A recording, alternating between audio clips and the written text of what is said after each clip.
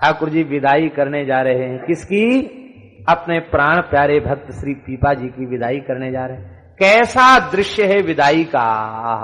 चले पहुंचाए वे को प्रीति के अधीन आप, चले पहुंचाए वे को प्रीति के अधीन आप, चले पहुंचाए वे को प्रीति के अधीन आप, चले पहुंचाए वे को प्रीति के अधीन आप। बिन जल मीन जैसे ऐसे फिरी आए हैं, बिन जल मीन जैसे ऐसे फिरी आए हैं। आहा, ठाकुर जी स्वयं पहुंचाने जा रहे हैं। अष्टपट रानियां चल रही, सब रो रहे हैं। अक्रूर जी, उद्धव जी सब रो रहे हैं, ठाकुर भी रो रहे हैं, रानियां भी रो रही हैं, पीपा जी भी रो रहे हैं, सीता सहचरी जी भी रो रही है। बहुत दूर तक पहुंचाने आए। ये जो विशेषण है किसके लिए? ये ठाकुर जी के लिए। बिन जैसे जल मीन प्रीति के अधीन आप, प्रेम के अधीन श्री ठाकुर जी। क्या दशा भई भक्त के वियोग में? बिन जल मीन जैसे, जैसे मछली को अगाध सुशीतल सरोवर से निकाल करके प्रतप्त बालुका में छोड़ दिया जाए तो मछली की क्या दशा होगी, यही दशा हमारे ठाकुर जी की होगी। ठाकुर जी छटपटा रहे हैं, रो रहे हैं। ऐसे फिर आए, क्या हुआ? देख नई बात गात सूखे पैत भिजे हिये, बात गाते सूखे पैत भिजे हिये, लिए पहचानी आनी पग लपटाए, लिए पहचानी आनी पग लपटाए हैं। पीपा जी जल से बाहर निकले, सारे वस्त्र सूखे हैं पर भीजे हिये। ये भीजे हिये का भी अन्वय कई जगह है। भीजे हिये, कौन के हिये भीजे? बोले श्री कृष्ण रुक्मिणी द्वारिका वासियों के हिये भीजे, पीपा जी और सीता सहचरी जी के हृदय प्रेम में भीजे हैं। एक अर्थ ये। दूसरा अर्थ ये है कि पीपा जी की विदाई के समय ठाकुर जी लिपट कर छाती पर मस्तक रखकर इतना रोए, इतना रोए, इतना रोए कि श्री पीपा जी का अचला भीज गया आंसुओं से।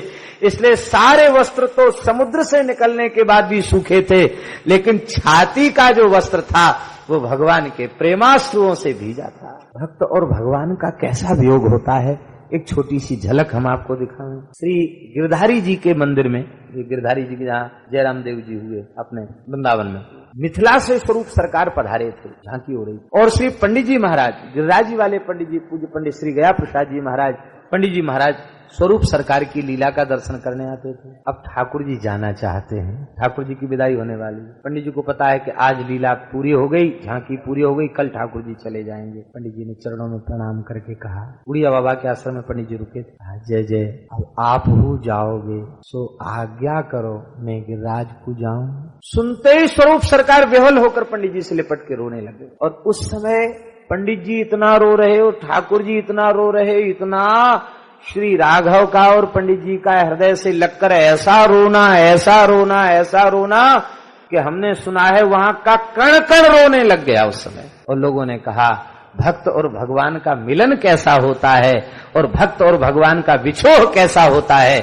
आज हमने प्रत्यक्ष लीला का दर्शन कर लिया। भीजे पट, हाँ सूखे पट भीजे हिये, लिए पहचानी, बाहर आए लोगों ने पहचान लिया पीपा जी को, आनी पग लपटाए, चरणों में लिपट गए। ठाकुर जी ने चलते चलते शंख चक्र की छाप पीपा जी को दे दी थी। और दई लेके छाप पाप जगत के दूरी करो, लेके छाप पाप जगत के दूरी करो, धरो कहूं और कही सीता समझाए हैं, धरो कहूं और कही सीता समझाए हैं। छठे मिलान बन में पठान भेंट भई छठे मिलान बन में पठान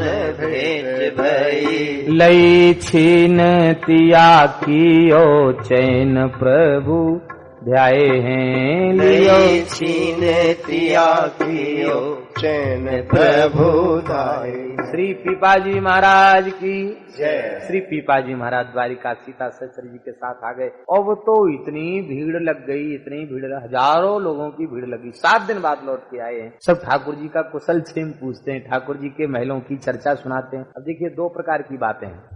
अपनी अनुभूति का प्रकाश नहीं करना चाहिए, क्योंकि अनुभूतियों का प्रकाश करने से कई बार साधक को हानि होती है। किंतु पीपाजी की कोटि का कोई सिद्ध हो गया हो, वहीं से 7 दिन पहुनई करके आया हो, तो ऐसे महापुरुष यदि भगवान के महल की लीलाओं का प्रकाश करें तो उनके अनुभव में कोई न्यूनता नहीं आएगी। तो लोग पूछते हैं और पीपाजी महल की चर्चा सुनाते हैं। बहुत से लोग व्याकुल हो जाते हैं, हम भी जाएं। तुम मत कूदो, तुम वहां तक पहुंच पाओगे कि नहीं पहुंच पाओगे इसमें संदेह है। बस महली की गति महली जाने, का जाने बाहर बारो। भीतर से सारी समाचार सुनाते हैं। इतनी भीड़ बढ़ गई, इतनी भीड़ बढ़ गई, शंख चक्र की छाप लोगों को प्रदान करते हैं। ये शंख चक्र की छाप लेकर सब जीव मेरे धाम को प्राप्त करेंगे। आपकी कृपा से जिसको छाप लग जाएगी वो मेरे धाम की प्राप्ति का अधिकारी हो जाएगा। आज भी, पहले तो द्वारिका में लोग छाप लेने के लिए द्वारिका जाते थे। एक कहावत है साधुओं में, द्वारिका जरे कहूं भी मरे। द्वारिका में छाप लग गई, मुक्त हो गया, फिर कहीं उसका शरीर पूरा हो जाए। और अब भीड़ लगने लग गई। तो देखिए स्वामी जी ने पीपाजी को विरक्त दीक्षा देते समय कहा था, पीपाजी तुम्हारे भजन और वैराग्य में निखार सीता सहचरी जी की कृपा से आएगा, इसलिए तुम इन्हें अपने वैराग्य और भजन में विरोधी तत्व मत समझो। ये तुम्हारे वैराग्य के लिए अतिशय उपयुक्त हैं। और जो स्वामी जी ने बात कही थी आज वह सार्थक हो गई। क्या सार्थक हुई? ले धरो कहूं और, अब यहाँ मत रहो, चलो यहाँ से। क्यों? कही सीता समुझाए। सीता जी ने समझाया, सीता सहचरी जी ने समझाया। सीता सहचरी जी ने कहा कि प्रतिष्ठा शूकरी विष्ठा, सब कुछ त्याग कर चले आए और यहाँ आकर वाहवाही के चक्कर में फंस गए। तो कहीं ऐसा न हो कि रही सही गुरुजनों की जो आध्यात्मिक संपत्ति है उसको हम लोग ऐसे ही लुटा दें। इसलिए साधु के जीवन में, संत के जीवन में लोक का अधिक व्यवहार बढ़ जाना ये भगवान की कृपा नहीं, कोप है। इसलिए इससे बचने के लिए भी इस स्थल का त्याग कर देना चाहिए। अब यहाँ नहीं रहना चाहिए, जहाँ भजन बने बने। हम लोग तो ऐसी जगह रहना चाहते जहाँ हमारा खूब आदर सम्मान हो। सीता सहचरी ने कहा वहां रहना, वहां नहीं रहना चाहिए। जहाँ बहुत जय जयकार हो, आदर सम्मान हो, वहां नहीं रहना चाहिए। हमने अपने महाराज जी के जीवन में ये बात देखी। प्रतिष्ठा शूकरी विष्ठा, कही सीता समुझाए। सीता जी ने समझाया, सीता सहचरी जी ने समझाया। सीता सहचरी जी ने कहा कि प्रतिष्ठा शूकरी विष्ठा, सब कुछ त्याग कर चले आए और यहाँ आकर वाहवाही के चक्कर में फंस गए। तो कहीं ऐसा न हो कि रही सही गुरुजनों की जो आध्यात्मिक संपत्ति है उसको हम लोग ऐसे ही लुटा दें। इसलिए साधु के जीवन में, संत के जीवन में लोक का अधिक व्यवहार बढ़ जाना ये भगवान की कृपा नहीं, कोप है। इसलिए इससे बचने के लिए भी इस स्थल का त्याग कर देना चाहिए। अब यहाँ नहीं रहना चाहिए, जहाँ भजन बने बने। हम लोग तो ऐसी जगह रहना चाहते जहाँ हमारा खूब आदर सम्मान हो। सीता सहचरी ने कहा वहां रहना, वहां नहीं रहना चाहिए। जहाँ बहुत जय जयकार हो, आदर सम्मान हो, वहां नहीं रहना चाहिए। हमने अपने महाराज जी के जीवन में ये बात देखी। जहाँ महाराज जी का विशेष आदर सत्कार हो गया वहां महाराज जी द्वारा नहीं गए, गए तो बड़ी कठिनाई से गए। और जहाँ महाराज जी की ज्यादा से ज्यादा उपेक्षा हुई, असुविधा हुई, वहां महाराज जी बिना बुलाए को हर साल पहुंचने लग गए। ये हमने अपने महाराज जी को देखा, वो हर साल वहां पहुंचने लग गए। ऐसी कई जगहों की बात, वहां वो हमारी ये जगह बहुत अच्छी है। और जहाँ आदर नहीं नहीं नहीं, वहां हमको नहीं जाना है, वहां ठीक, हम तो यही ठीक, वहां तो बहुत संत चलेगा। श्री पीपाजी द्वारिका विराज रहे हैं और सीता सहचरी जी की प्रेरणा से आपने वहां से प्रस्थान किया। प्रस्थान करके द्वारिका से चल करके अर्धरात्रि में प्रस्थान, क्यों दिन में तो लोग जाने नहीं देते, घेर लेते। सबने द्वारिकाधीश के मंदिर में ही उनको रखा। और अब तो एक प्रकार से द्वारिकाधीश के दर्शन के साथ ही साथ पीपाजी का दर्शन द्वारिका का प्रमुख आकर्षण हो गया। और जहां जहां तक लोग सुनते कि 7 दिन द्वारिका में रह के आए हैं, तो भारतवर्ष की कहां कहां की प्रजा दर्शन करने आती, भीड़ लग गई इनके पास शंख चक्र की छाप लेने वालों। पीपाजी महाराज ने कहा कि दिन में तो निकलना मुश्किल है, अर्धरात्रि के समय द्वारिका को छोड़कर चल पड़े। ठाकुर पुनः प्रकट भये हैं, पीपाजी को हृदय से लगाया है, कहा ठीक है, आपके जैसे वैराग्यवान के लिए यह भी उचित ही है, और एक ही जगह रह जाओगे तो अन्य जीवों के ऊपर कृपा कैसे होगी। ठीक है, आगे बढ़ो। आगे बढ़ करके एक रात्रि चल करके आपने विश्राम किया। अब पीपाजी संध्या हो गई है, दिन भर पीपाजी रात को चले थे, सवेरे स्नान ध्यान करके फिर दिन भर चले हैं, कोई पकड़ न ले। अब संध्या हो गई है, रात को साधु कहीं चलते नहीं है, वहीं आसन रख दिया, गीता वाटिका में ही आसन रहने दो पीपाजी का। सवेरे आगे के चरित्र को कहेंगे। जय सवेरे नहीं, अपराह्न काल में 3 बजे से आगे के चरित्र को कहेंगे। आगे बहुत सुंदर चरित्र है।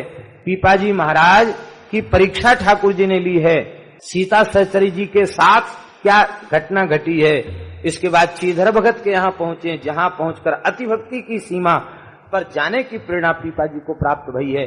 कैसे कैसे चरित्र हैं, इतने सुंदर चरित्र हैं, आप सुनते सुनते लोटपोट हो जाएंगे। ऐसे भी चरित्र पीपाजी के चरित्र में हैं, अद्भुत अद्भुत चरित्र हैं, बहुत अद्भुत चरित्र है पीपाजी का। भक्तमाल में इतना विस्तृत चरित्र और कोई दूसरा नहीं है। कितना विस्तृत चरित्र है पीपाजी का, सबसे अधिक विस्तृत चरित्र भक्तमाल में पीपाजी का है, और उसके बाद विस्तृत चरित्र श्री नरसिंह जी का है।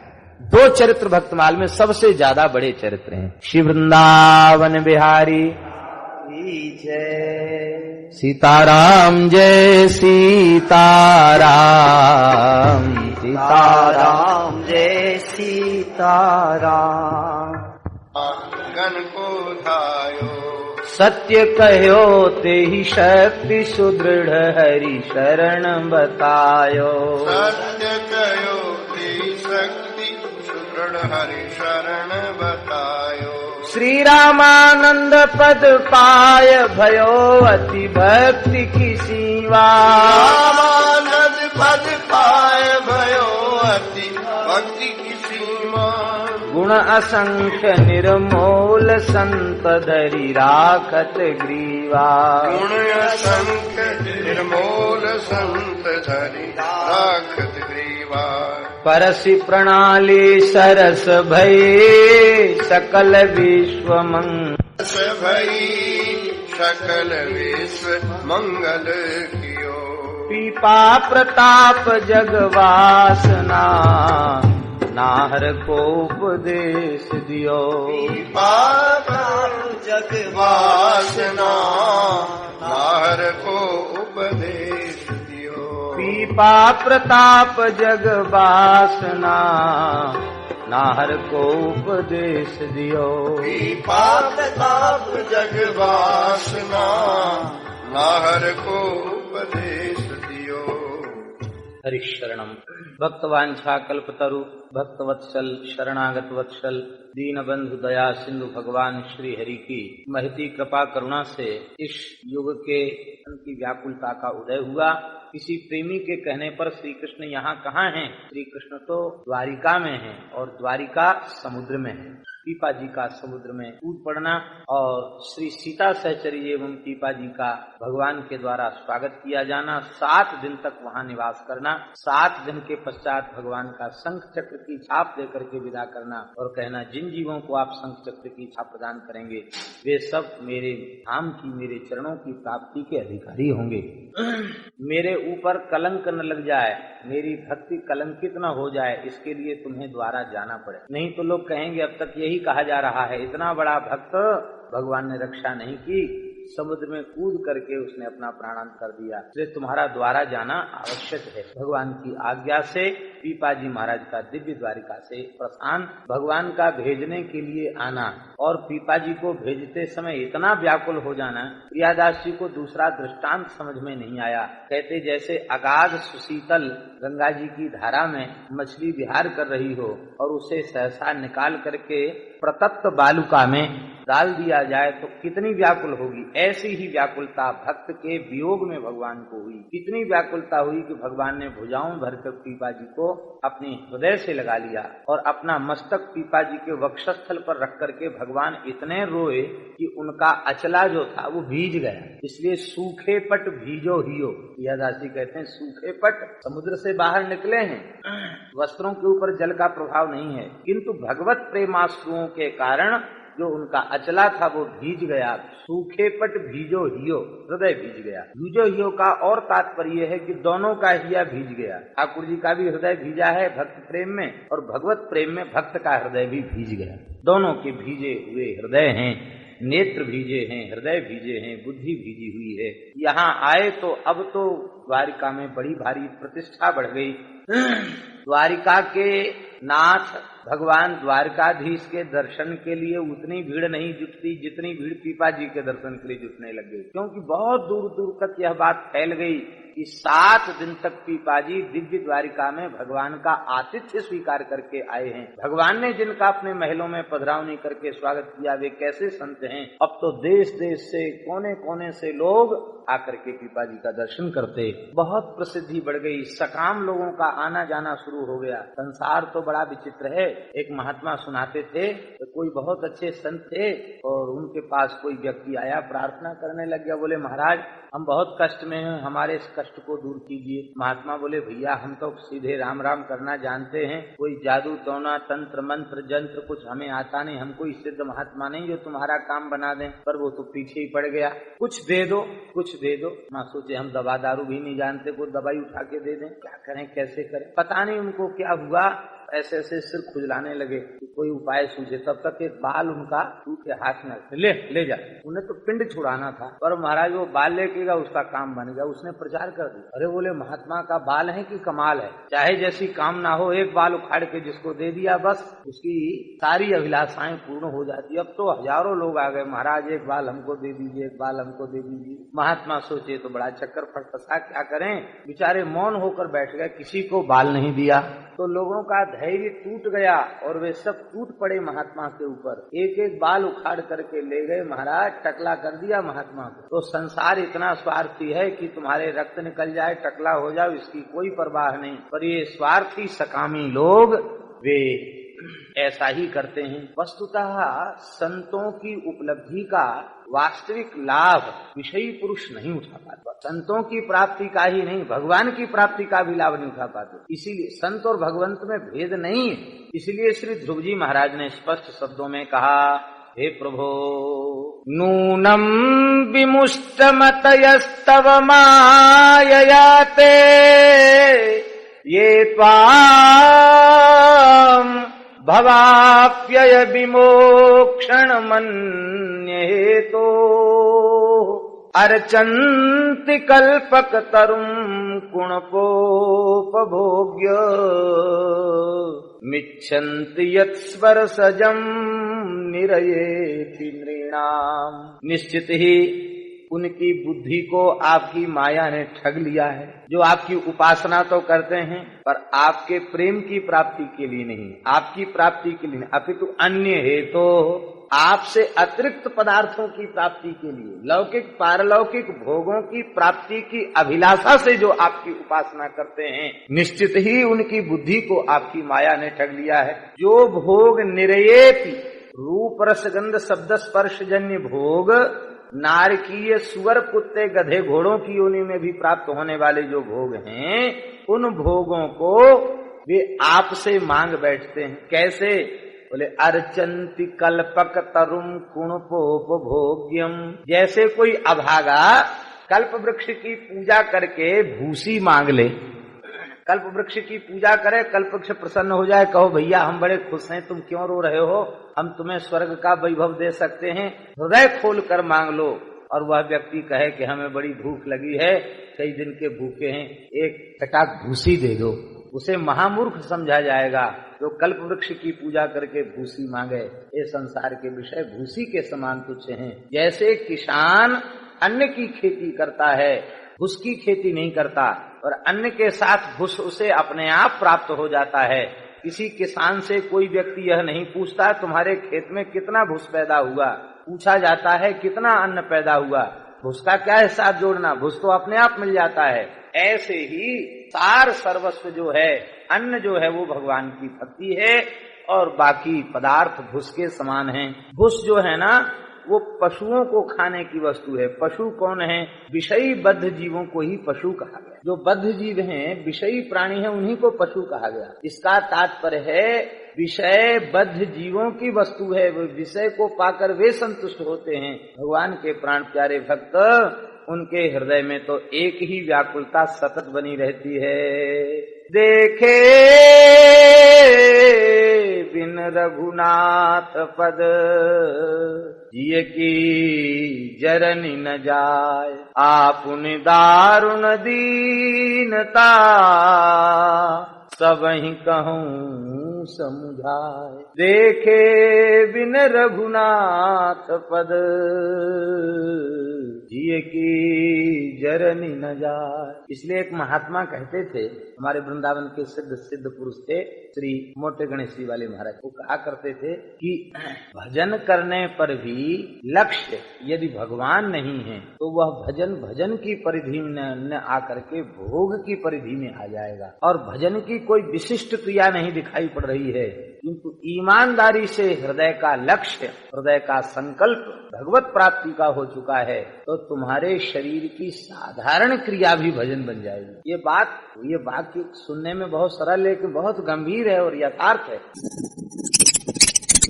कोई विशिष्ट क्रिया नहीं दिखाई पड़ रही है, किंतु ईमानदारी से हृदय का लक्ष्य, हृदय का संकल्प भगवत प्राप्ति का हो चुका है, तो तुम्हारे शरीर की साधारण क्रिया भी भजन बन जाएगी। ये वाक्य सुनने में बहुत सरल लेकिन बहुत गंभीर है और यथार्थ है। हमारा भजन कहीं भोग की परिधि में तो नहीं आ रहा है, इस बात का निरीक्षण करते रहना चाहिए।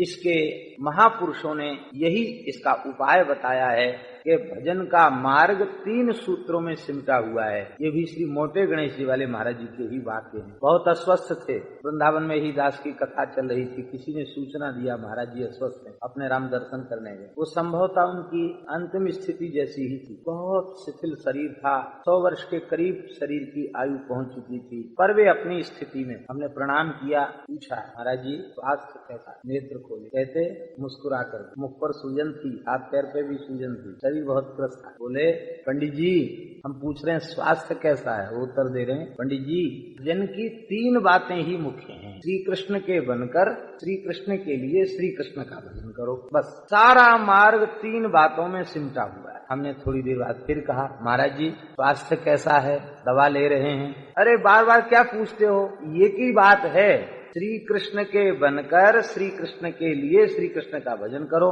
संसार से संबंध जोड़कर भजन करोगे तो भजन जो है संसार में चला जाएगा, संसार के संबंधों में चला जाएगा। इसलिए संसार से संबंध तोड़ दो, शरीर संसार से संबंध तोड़कर भगवान के हो जाओ, हृदय से स्वीकार कर लो हम केवल भगवान के ही हैं। ये है श्री कृष्ण के बनकर। फिर अन्य लौकिक पारलौकिक कोई भी वस्तु प्राप्ति के लिए अभीष्ट के रूप में न हो, केवल भगवत प्रेम की ही चाह चित्त में हो, तो श्री कृष्ण के बनकर श्री कृष्ण के लिए। अब तीसरी बात यह है कि अन्य का आश्रय ग्रहण मत करो, अन्य का आश्रय लेने से प्रपत्ति बाधित हो जाएगी, इसलिए श्री कृष्ण का ही भजन करो। अब हम सोचे कि हम चलें, उनकी महाराज जी ठीक हैं आप हम चलें, अरे बार बार एक ही बात पूछते हो, यही बात है, बस 3 बातों में पूरा मार्ग सिमटा हुआ है। वे उन्हें अपने शरीर का अनुसंधान तन की, और हमसे जो बात हुई वो अंतिम बात इतनी ही थी बस, इसके बाद तो भी भगवत धाम। फिर उनके संस्कार में हम सम्मिलित। महात्माओं की स्थिति की कैसी होती है, 1-2 बार ऐसा अनुभव कई बार हो चुका है। एक और संत थे कृष्णानंद जी महाराज, वो हमारे मोहल्ले में रहते थे रामकुंज में, तो उनके बारे में हमने सुना था कि भगवत प्राप्त संत हैं, तो हम उनके दर्शन करने की अभिलाषा थी, पर संयोग है नहीं बन पाया। एक दिन एक संत बोले कि चलो यहीं है दर्शन कर लो,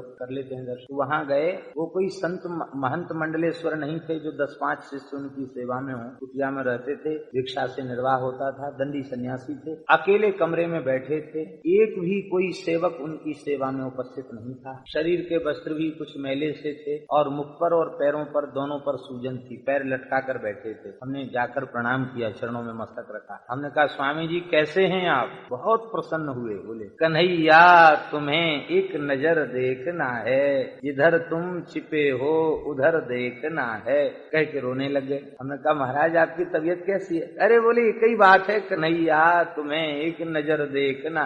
15 मिनट यही गाते रह गए। तब हमने समझ लिया कि इनकी स्थिति इस समय चित्त की कुछ दूसरी है। वो संत भी हमारे साथ थे, हम 2 ही मूर्ति थे, तीसरे वो महापुरुष थे। फिर मैंने उनसे पूछा कि महाराज जी हमने तो सुना है कि आपने कन्हैया को देखा है, फिर आपको क्यों देखना है? तो कहते हैं देखने से मन कहाँ भरता है, दिन रात खड़ा रहे फिर भी देखना है। आपने देखा?